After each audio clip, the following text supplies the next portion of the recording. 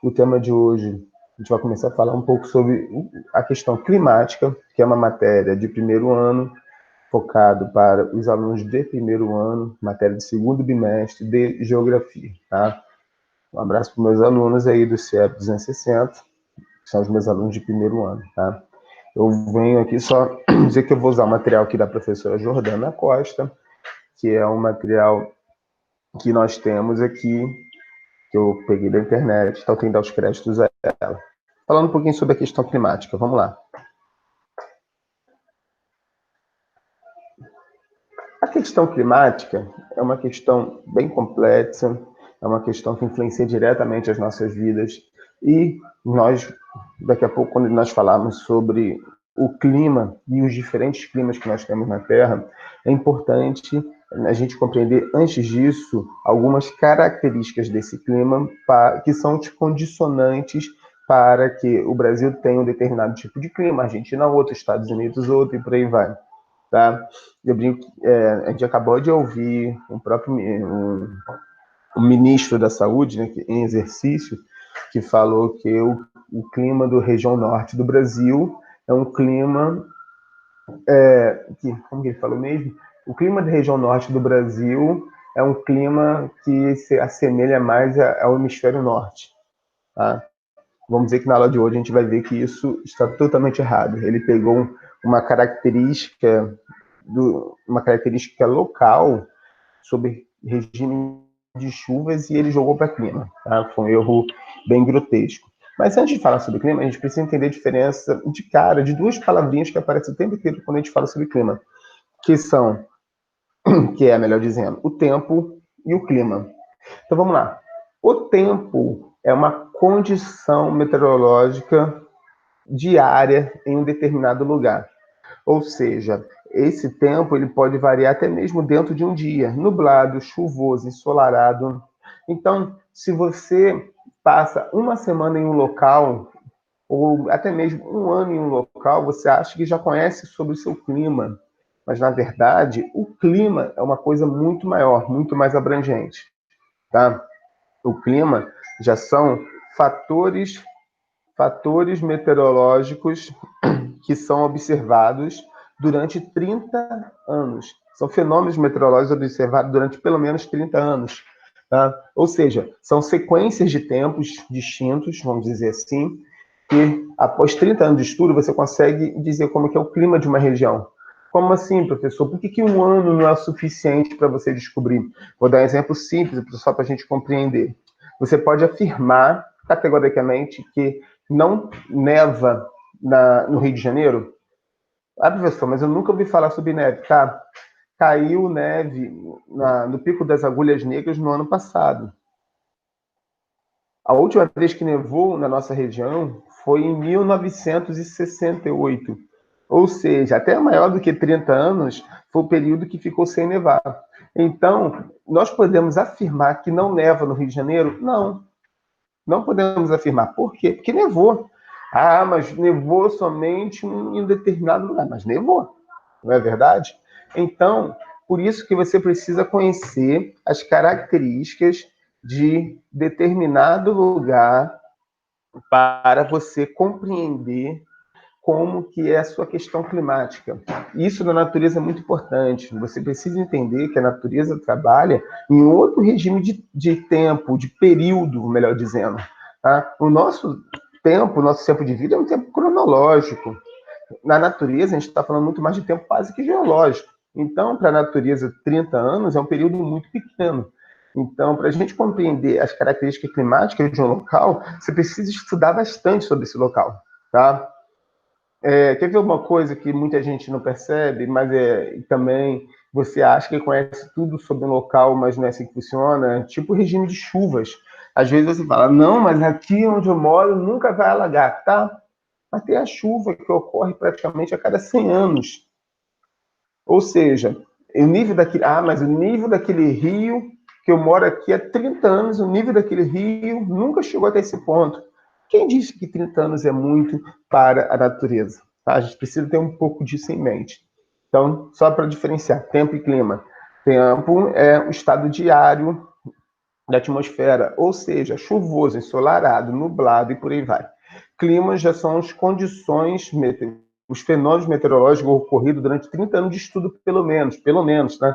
Ou seja, ele vai ver temperatura mínima, máxima daquele ano, qual é o regime de chuva, qual é a pluviosidade média anual naquele ano para o outro, para você entender as características e para poder determinar qual é o clima daquele local, tá bom? Então, aqui vem a explicação, quando afirmamos que o tempo está quente, que está úmido, a gente está referindo ao tempo, e quando você fala que na floresta amazônica, ali é uma região que possui uma característica de ser quente e úmida. Isso já está referindo ao clima da região, tá? Ou seja, de uma maneira geral, as condições climáticas da Amazônia são de características quentes e úmidas, tá? Então, cada lugar possui climas determinados, tá? E a gente vai ver que isso se deve a duas coisas importantes, tá? Primeiro de tudo, duas coisas não, há uma coisa importante. Você precisa entender a diferença entre as condições que geram o clima e aquilo que o clima gera. Como assim? Vamos lá, vamos entender isso daqui. Existem os fatores climáticos. O que são os fatores climáticos? São as características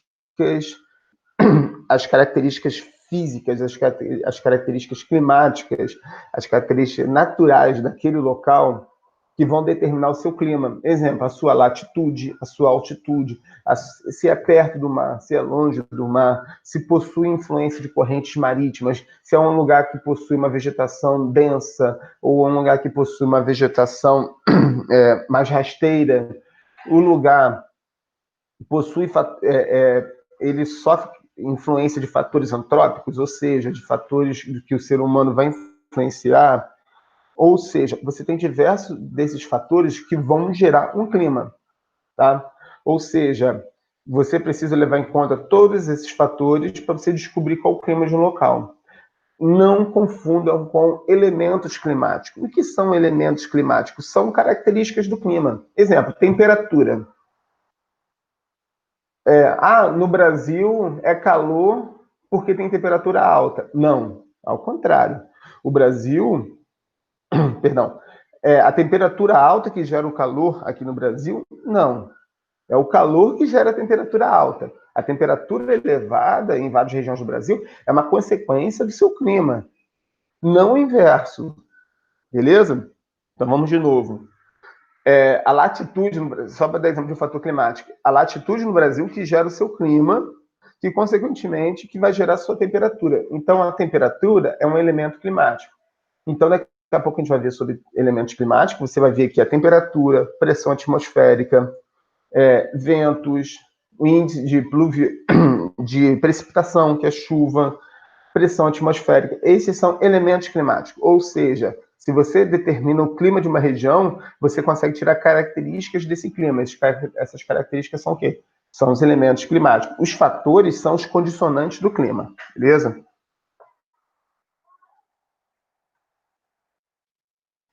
Então, a gente vai ver um pouquinho sobre sobre os fatores climáticos, tá? Um pouquinho sobre cada um.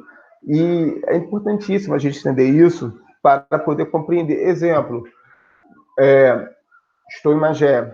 Em Magé, nós possuímos aqui um clima tropical úmido, porque a gente está na região próxima aos trópicos, daqui a pouco a gente vai ver isso, e nós estamos muito próximo ao oceano, então você tem um clima tropical úmido. Ao nosso lado aqui, a 35 quilômetros de Magé, você tem Teresópolis, e você já tem um clima bem mais distinto de Magé, principalmente quando a gente fala de temperaturas mínimas.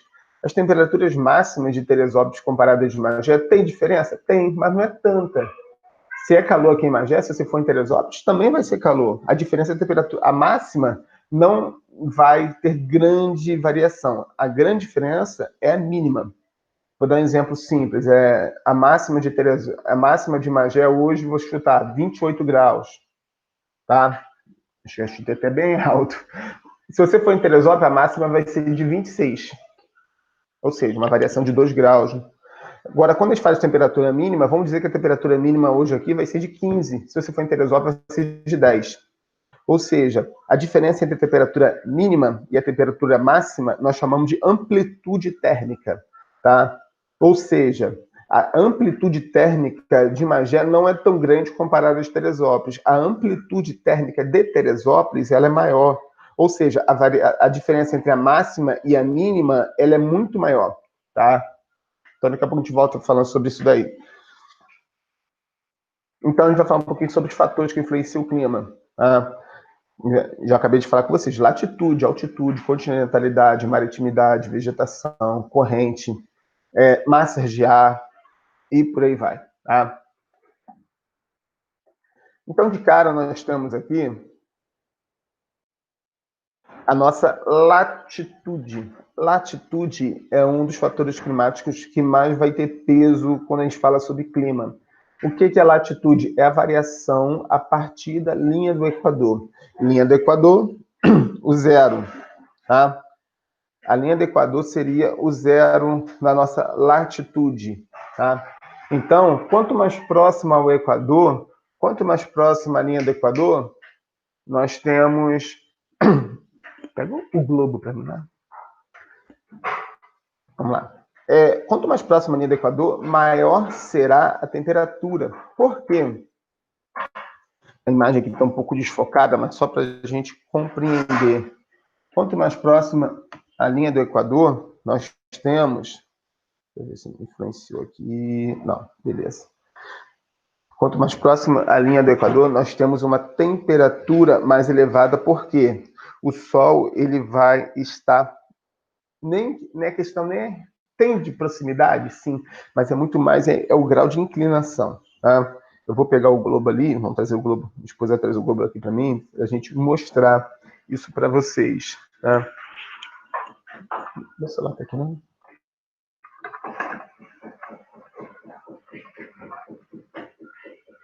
Então,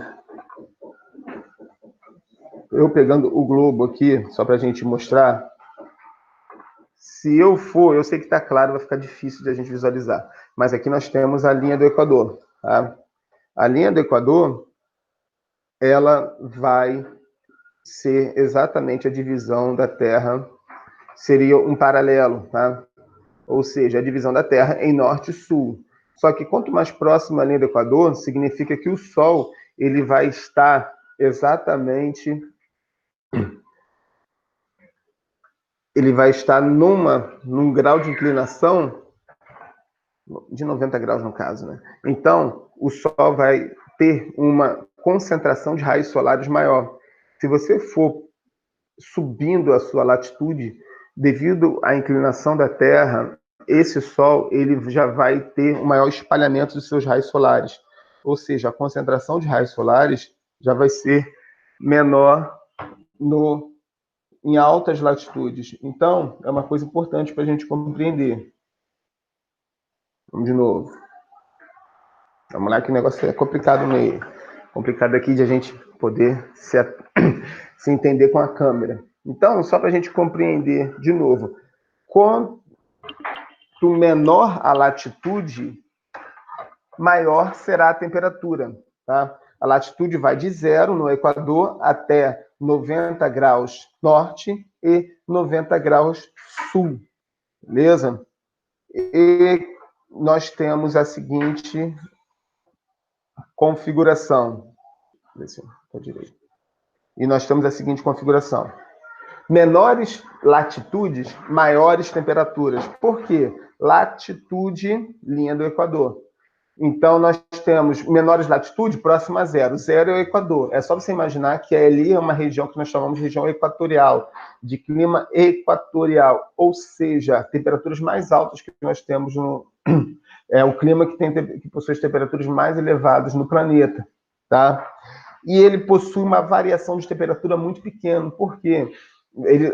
O inverno e o verão não vão ter grandes diferenças comparado a regiões de elevada latitude, tá bom? É importante a gente compreender essa questão.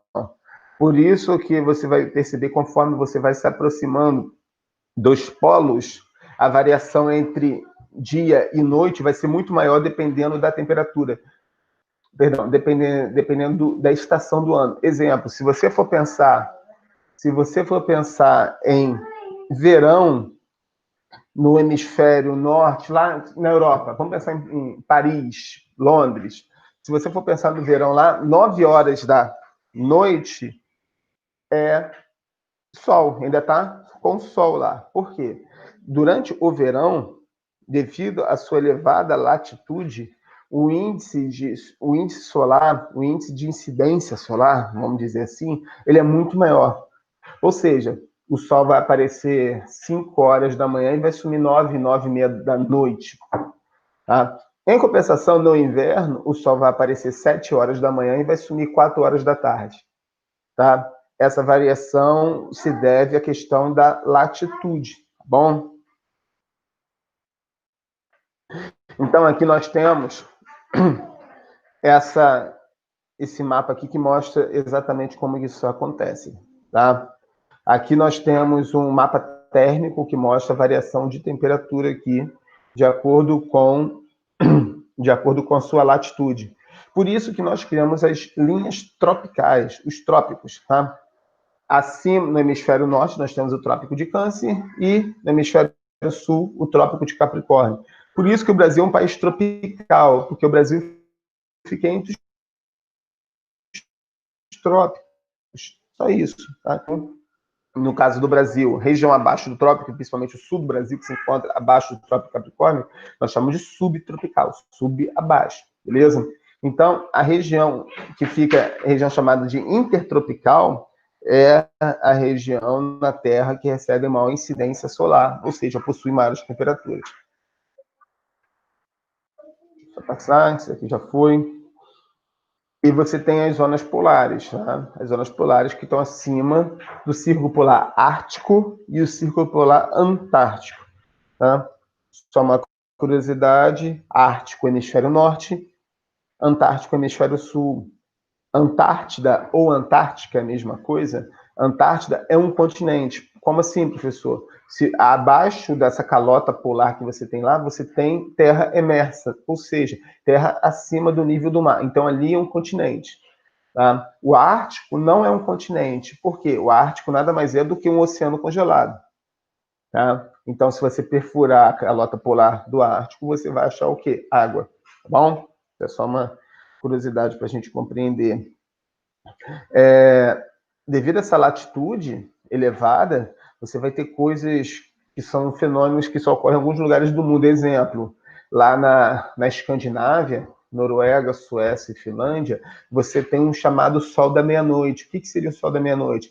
Durante 2, 3 dias no ano, você fica sem noite, porque devido à sua latitude, ela é tão elevada que o sol, no período, isso acontece no verão, o sol consegue passar por cima do Polo Norte e acertar o outro lado.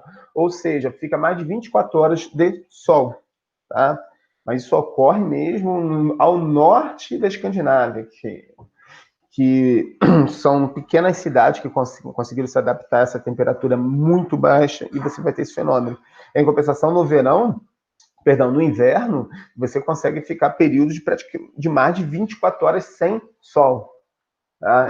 Ele é bem diferente, essa região. Vamos passar, porque tem muito material só para a gente... Então, você vai ter características aqui. Deixa eu só... adiantando um pouquinho, gente, que é muito conteúdo e eu não quero que o vídeo fique tão grande assim. Um outro fator climático que nós temos é a altitude. A altitude é a variação de... vai ser a variação de altitude é a variação a partir do nível do mar. Deixa eu melhorar a minha explicação. Ou seja, altura e altitude, qual a diferença? A altura é uma medição que você faz de um ponto a outro, que você queira. Exemplo, eu tenho 1,80 m de altura, da planta dos meus pés até minha calvície. Ou seja, altura. Altitude é a variação a partir do nível do mar. Então, você tem que chegar ao nível do mar zero e a partir dali que você vai medir a sua altitude. Então, se você quer medir a altitude de um morro, você não mede a partir do pé do seu morro, da sua serra. Você precisa saber qual é o nível do mar, tá? Porque o nível do mar que vai ser a altitude zero, tá bom?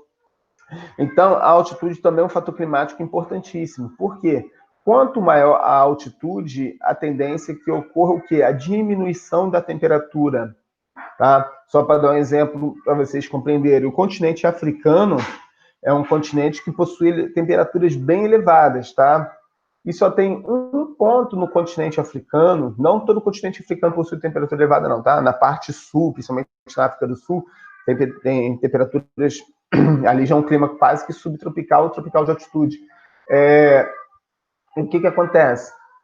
Você vai ter ali somente um ponto do continente africano que possui neve constante, que é no Monte Kilimanjaro. Monte Kilimanjaro é o ponto de maior altitude no continente africano, tá?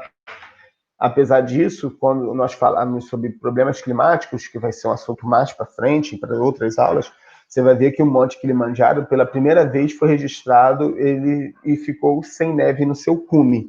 Tá? Por que o Monte Kilimanjaro possui neve em seu cume? Isso se deve à elevada altitude que ele possui. Tá? Ele tem mais de 5 mil, eu não vou lembrar agora, mais de 5 mil metros de altitude. Tá? Lembrando que o ponto de maior altitude no território brasileiro é o Pico da Neblina, nem chega a 2.900 e alguma coisa, não chega a 3 mil metros de altitude. Tá? E como que se deve, e por que isso ocorre, essa questão da menor temperatura em maior altitude, tá? Tem outros fatores que são levados em consideração, mas para encurtar um pouquinho o vídeo, você precisa entender que quanto maior a altitude, mais rarefeito torna-se o ar, menor pressão atmosférica, ocorrendo também menor radiação e, por consequência, as menores temperaturas. O que acontece? Os pontos de maior altitude são é um ponto exclusivo em regiões onde, vamos pensar em Teresópolis. Teresópolis é somente um ponto de maior altitude, região serrana, enquanto todo o resto do Rio de Janeiro se encontra em menores altitudes. Então, esse ponto em Teresópolis recebe uma carga de radiação solar. Friburgo recebe uma carga de irradiação solar. Quando o sol e a temperatura costuma cair muito mais do que em nosso estado. Foi o que eu falei com vocês, a temperatura mínima na região serrana ela é muito mais baixa do que a mínima do seu entorno, como a Baixada Fluminense. Tá? Isso se deve à menor carga de radiação solar que ela recebeu durante o dia. Tá? E por isso que a cada 300 metros, se não me engano, a temperatura vai cair 1 grau, 2 graus e assim vai. Tá? Questão da maior. Também tem a variação da pressão, tá? Conforme você vai subindo, mas quando eu falar de elementos climáticos, eu puxo esse assunto com vocês. Massas de ar. Massa de ar é um assunto importantíssimo que daria uma aula só sobre isso, tá? Então, eu vou deixar para... Eu só vou explicar a massa de ar e quando for falar sobre massa de ar brasileira, eu deixo para uma outra aula, tá bom? Mas o que seria massas de ar? São grandes porções da atmosfera que levam as suas características de um local para o outro. Exemplo, aqui nós temos a massa polar, que é uma massa de ar, ou seja, que ela é formada lá na Antártida, é uma massa de ar muito fria, muito seca, que ela tem uma tendência, devido ao sistema de ventos, que é um assunto também da próxima aula, de subir. E então ela leva, e devido ao choque dessa massa polar com a massa tropical atlântica, formam-se as frentes, que a gente chama de frente fria. Tá? Então, só para a gente compreender, essa massa de ar são grandes porções da atmosfera que possuem característica do local da sua formação. Ou seja, a massa polar, ela se forma lá na Antártida, ela tem essa característica de ser muito fria e muito seca. Então, essa massa de ar, conforme ela se movimenta, ela leva as características do seu local de formação para outro ponto da Terra, tá? A gente vai ver que o Brasil possui 5 massas de ar de grande potencial, que influenciam em todo o nosso território. Tá? Mas essas massas de ar, elas vão se deslocar por até mesmo milhares de quilômetros e vão influenciar diretamente no clima da Terra, tá? Vamos fechar aqui e vamos falar de outro assunto, que massas de ar é um assunto que eu vou explicar bem na próxima aula. Aqui vem falando sobre as massas de ar do Brasil. De novo, vou deixar para a próxima aula, que ele precisa de tempo para isso, tá? As massas de ar, elas possuem essa variação porque elas se deslocam das áreas de alta pressão para as áreas de baixa pressão, tá? Vou fechar esse assunto aqui. Outro fator climático importantíssimo que nós temos é a maritimidade e a continentalidade. O que seria isso, professor? Maritimidade é a característica física de um local que está próximo ao oceano.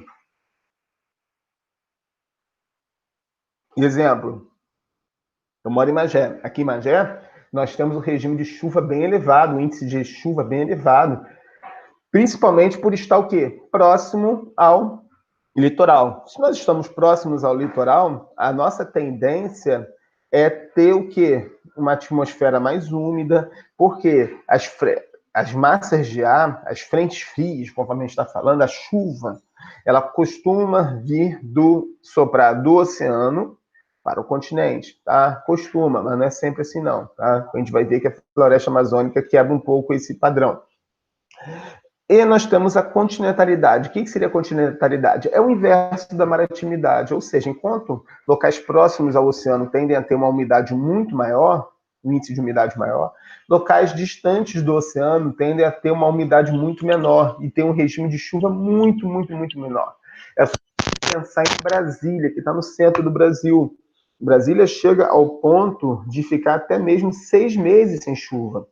E no período sem chuva, Brasília já registrou índices de umidade abaixo de 15%. Isso é um índice de umidade menor do que o deserto do Saara. Só para a gente comparar, que é um dos maiores desertos do mundo, mas não é o maior não, tá?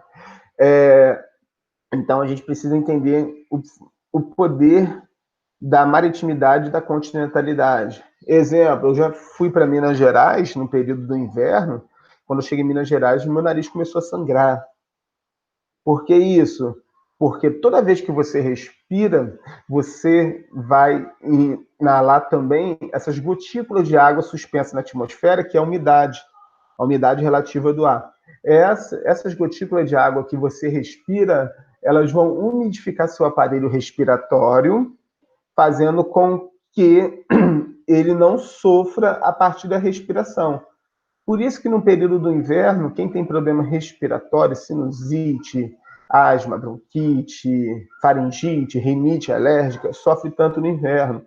Um dos principais motivos é que no inverno o índice de umidade cai bastante e como fica muito tempo também sem chover, fica muita poeira suspensa na atmosfera. E a tendência é você respirar mais poeira do que umidade. Então afeta seu aparelho respiratório, tá? Por isso que em regiões onde chove pouco, como exemplo Brasília, até mesmo Minas Gerais, o índice de umidade é baixo. E o que aconteceu quando eu fui para Minas Gerais e o nariz começou a sangrar? Eu comecei a respirar muita poeira, meu aparelho respiratório está acostumado a uma região muito mais úmida, umidade acima de 60%, e o que aconteceu? O meu aparelho respiratório, minhas vias respiratórias foram cortadas, conforme foi respirando pela poeira, e meu nariz começou a sangrar, tá? Então, a continentalidade, ele vai ter um poder muito grande na questão da umidade no regime de chuvas. Quanto mais próximo ao mar, nós temos um regime de chuva maior, tá? Com exceção das regiões de ressurgência, que daqui a pouco eu falo sobre isso. Vamos lá. Já expliquei isso, maritimidade e continentalidade.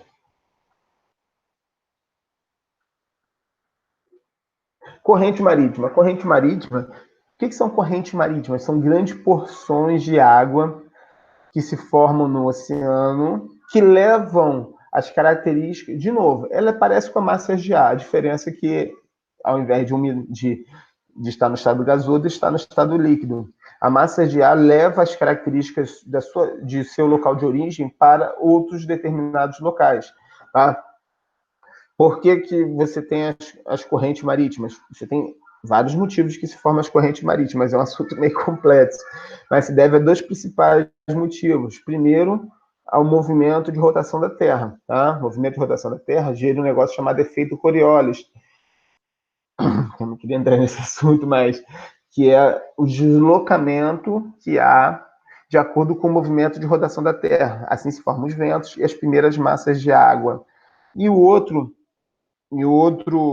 principal motivo mesmo que se forma as massas de água, as correntes marítimas, é um negócio chamado circulação termolina. O que é a circulação termalina, não sendo tão específico?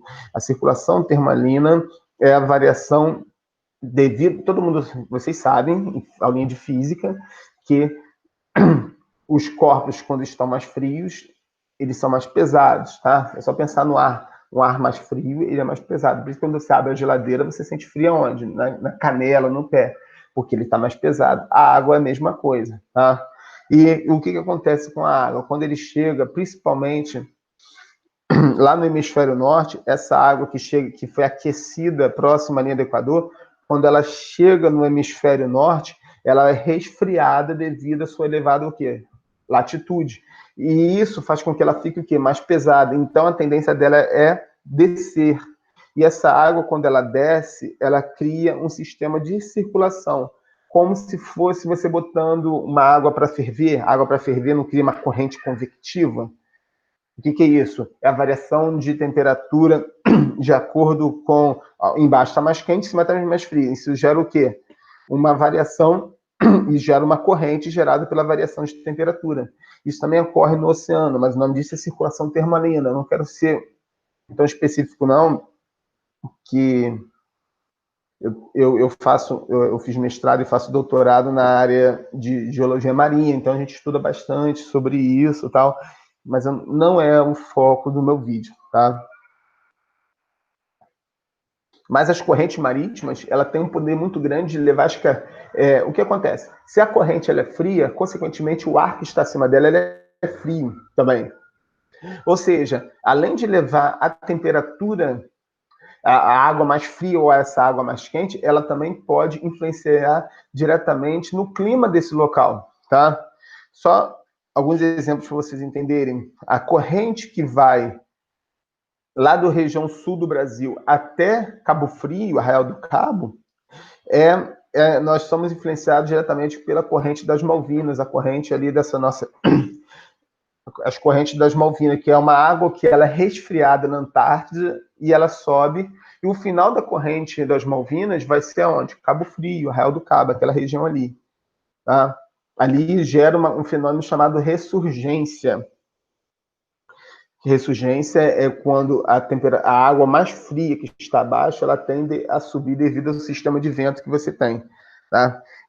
A ressurgência gera duas coisas. Primeiro, que o índice de chuva acaba sendo muito, muito menor, porque o vento constante ali gera um menor índice de chuva ali. Por isso que você foi em Cabo Frio, Arraial do Cabo, você não vê a mesma vegetação aqui da Baixada Fluminense, de Teresópolis, da nossa região aqui de Magé, que aqui é Mata Atlântica. Se você for em Cabo Frio, você vê cacto. Você vai ver uma vegetação arbustiva. Por que isso? Porque ali um dos nossos maiores geógrafos, o Aziz Absabi, diz que ali é um paleoclima. O que seria um paleoclima? Ali seria um resquício de como era o Brasil há milhares de anos atrás, no período que o Brasil já foi um grande deserto. Tá?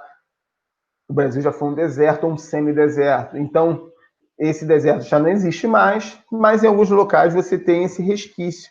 E ali seria um paleoclima. Por quê? Por que ali não tem essa Mata Atlântica como a nossa aqui, essa vegetação muito mais densa? E ali é uma vegetação formada basicamente por arbustos e cactos, porque ali não conseguiu se formar devido à ressurgência que gera esse vento constante, que o índice de chuva acaba sendo muito menor, tá?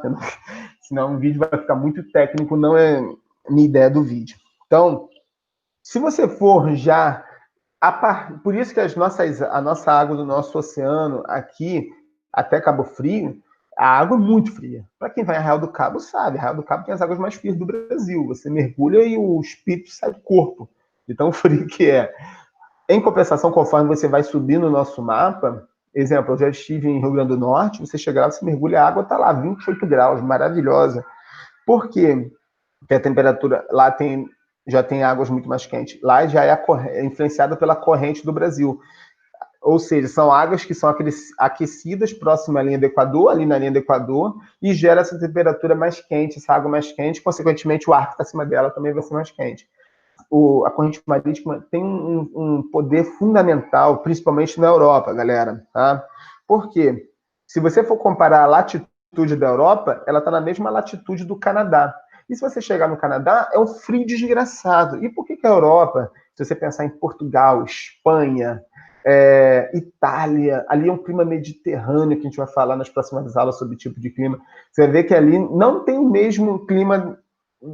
Ele está, gente, eu trouxe um mapa aqui, mas ele está na mesma latitude do Canadá. Por que a Europa não tem tanto frio igual o Canadá? Porque a Europa é influenciada pela corrente do Golfo.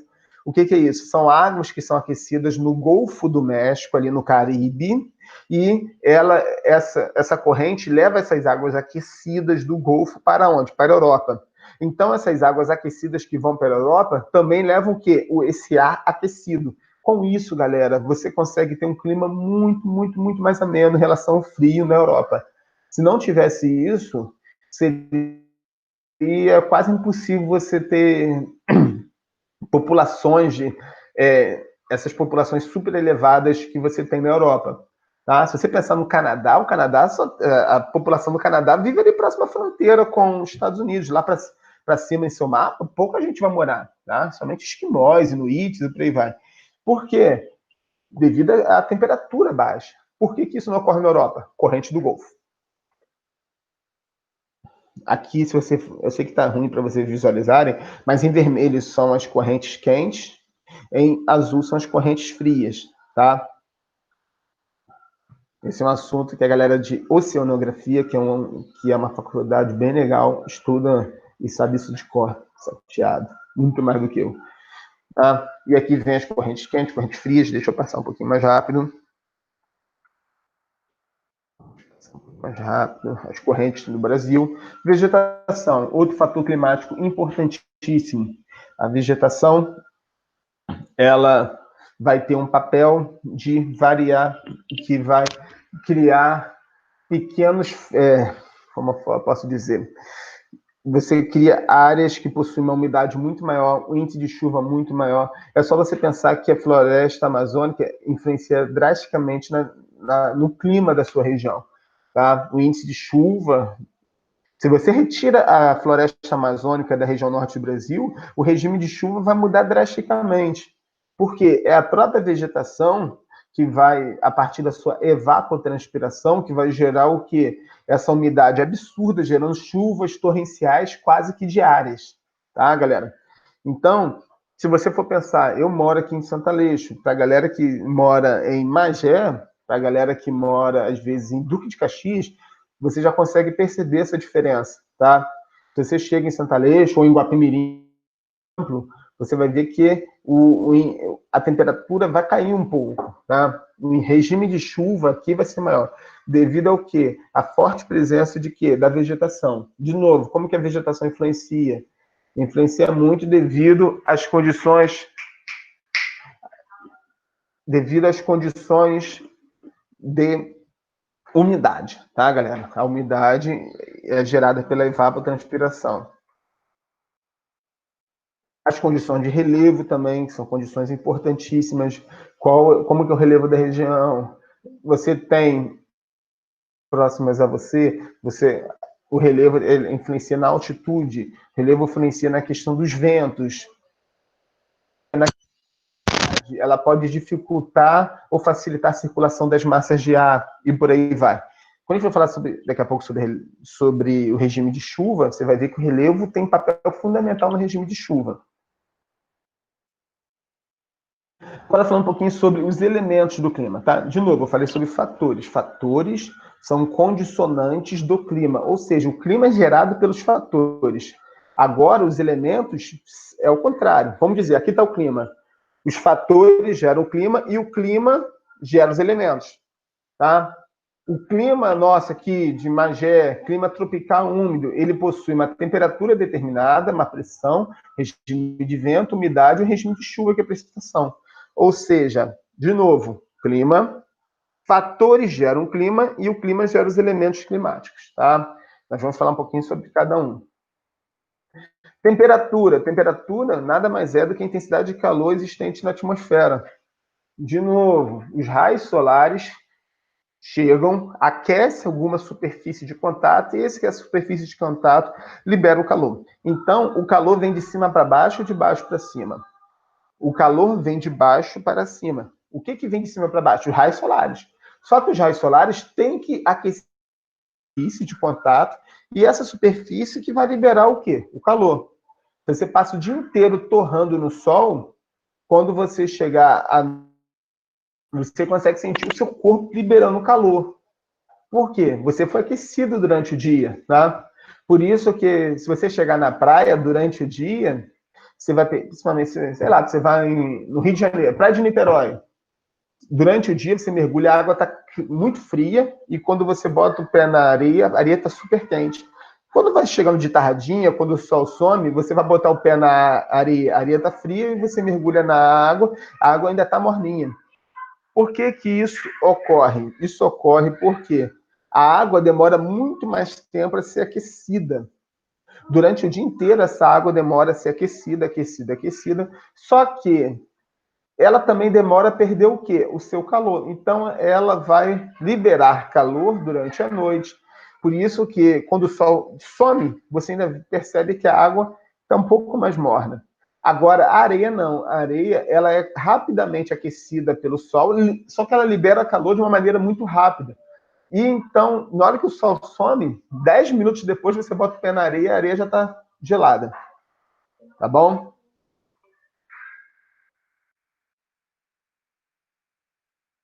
Ah, importante falar sobre temperatura.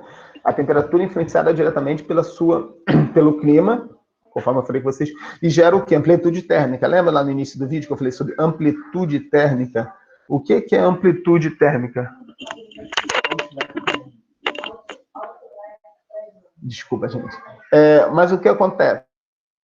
A temperatura, você vai... A temperatura, ela vai ser muito influenciada pela questão... Desculpa, gente, me perdi. A temperatura vai possuir uma amplitude térmica, a diferença entre a temperatura máxima e a temperatura mínima, conforme eu falei com vocês. Se você for pensar no clima equatorial, a mínima e a máxima tem uma diferença muito, muito pequena. Se você pensar no nosso clima aqui tropical, a mínima e a máxima vão ter uma variação que não é tão grande assim, tal. Você não tem temperaturas durante a noite que caem drasticamente. Isso ocorre, sim, no tropical de altitude, conforme eu dei o exemplo de Teresópolis, tá? Outlet Prêmio Caxias Shopping. Caxias Shopping. Mas o que acontece, galera? A pressão atmosférica. A pressão atmosférica nada mais é do que o peso do ar sobre você. Existe um peso gigantesco do ar sobre você que você não sente. Por que você não sente? Porque você já nasceu aqui. Tá? Mas existe esse peso. Como que você percebe isso? Sobe uma serra para você ver se o seu ouvido não vai entupir. Por que seu ouvido entope? Quando você sobe a serra, é variação de pressão diminuindo. A nível do mar, a pressão é uma. Conforme você vai subindo, a pressão vai diminuindo. Por quê? A quantidade de atmosfera em cima de você é menor. Tá? E isso vai gerar a variação de temperatura na altitude, conforme eu falei com vocês. Tá? Só para dar um exemplo, como que pressão atmosférica influencia também. A pressão atmosférica vai influenciar na quantidade de oxigênio. No nível do mar, você tem um nível de oxigênio presente no ar muito maior. Conforme você sobe a elevadas altitudes, o nível de oxigênio vai diminuindo, tá? Por isso que você, para quem gosta de futebol, acompanha quando tem jogo da Libertadores em tipo Potosí, que é o estádio mais elevado do mundo, que fica na Bolívia, a mais de 4 mil metros de altitude. Já teve time do Brasil que foi lá e o jogador tiveram que usar oxigênio no meio do jogo. Por quê? O nível de oxigênio ali a 4.000 metros de altitude é muito menor. Significa que você tem que respirar 3, 4 vezes para receber o mesmo nível de oxigênio que você recebia a nível do mar. Tá? Então, a pressão atmosférica vai influenciar no nível de oxigênio, vai influenciar na temperatura, conforme eu falei, por causa da altitude, né? No início que eu falei lá. Vamos lá, para o vídeo não ficar tão alto, tão grande. A pressão atmosférica também dá origem aos ventos, porque a região de alta pressão joga. Estes sempre se originam em áreas onde a pressão atmosférica é maior e vão para a área de pressão menor. Ou seja, a alta pressão sempre joga para a alta de baixa pressão. Tá? Quando eu for falar sobre massas de ar, eu explico melhor sobre isso para vocês. Próxima aula. Isso aqui. Deixa eu só adiantar. Assunto para a próxima aula. E vão gerar os regimes de vento também, que a gente vai explicar na próxima aula, os ventos alísios, contralísios e por aí vai. Deixa isso para a próxima aula. Os regimes de ventos. Tá, gente? Umidade do ar. A umidade do ar são o nível de partículas que nós falamos já. Ela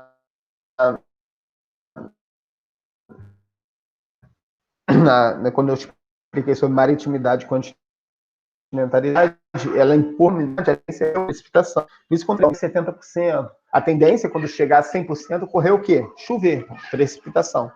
Tá bom? Só que essa umidade do ar, quando ela chega a níveis muito baixos, pode gerar diversos problemas de saúde. Tá? Então, exemplo, quando está abaixo de 15%, a OMS, que é tão comentada aí no dia de hoje, diz que já é risco de saúde pública abaixo de 15%. Eu lembro em regiões como Brasília, quando ele chega abaixo de 30%, já é proibido fazer atividade física na rua, as escolas não podem ter educação física ao ar livre, porque já é perigoso você fazer atividade física assim, tá? Então, isso ocorre muito lá em regiões desérticas e também em regiões que estão muito distantes do oceano, que gera continentalidade. Precipitação, tá? Essa precipitação pode ocorrer nas formas de chuva, de neve, geada, orvalho, granizo, por aí vai. Mas o principal da nossa região aqui é o regime de chuva, tá? Então, chuva, em questão de trabalho, então, só para a gente deixar aqui, o regime, quando ele fala sobre, nós temos a chuva convectiva. O que é chuva convectiva? É chamada de chuva de verão. É aquela chuva que cai no final da tarde. Aquela chuva que ocorre muito aqui nos meses de dezembro, janeiro, fevereiro, águas de março, que está aí na música. Então,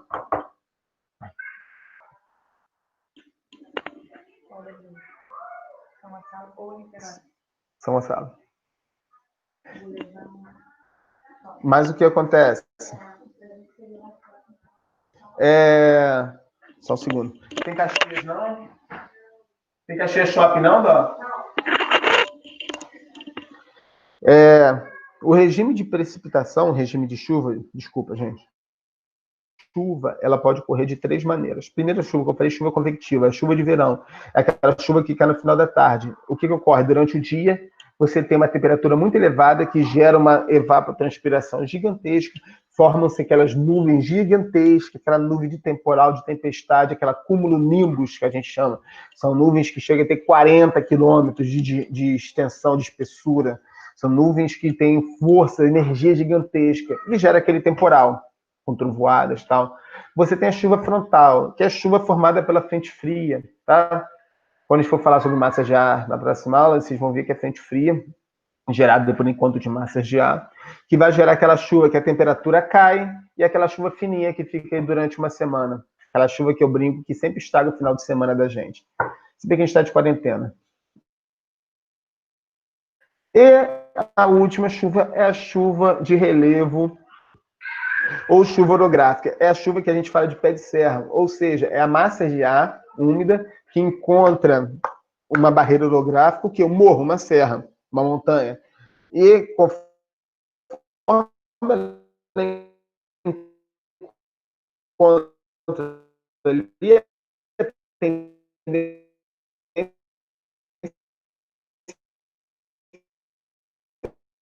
dela subir chuva de final da tarde, chuva tal, chuva formada pela frente fria e chuva de relevo ou chuva gráfica em morros e serras, e acaba precipitando somente ali naquela região. Tá bom, pessoal? Eu vou finalizar por aqui, a aula já está grande. Na próxima aula, para as minhas turmas de primeiro ano, eu vou trabalhar sobre a questão do clima no Brasil, explicando os fatores das massas de ar, e vamos trabalhar as nossas características específicas aqui. Tá bom, galera? Obrigado pela aula. Obrigado para vocês. Valeu. Tchau, tchau.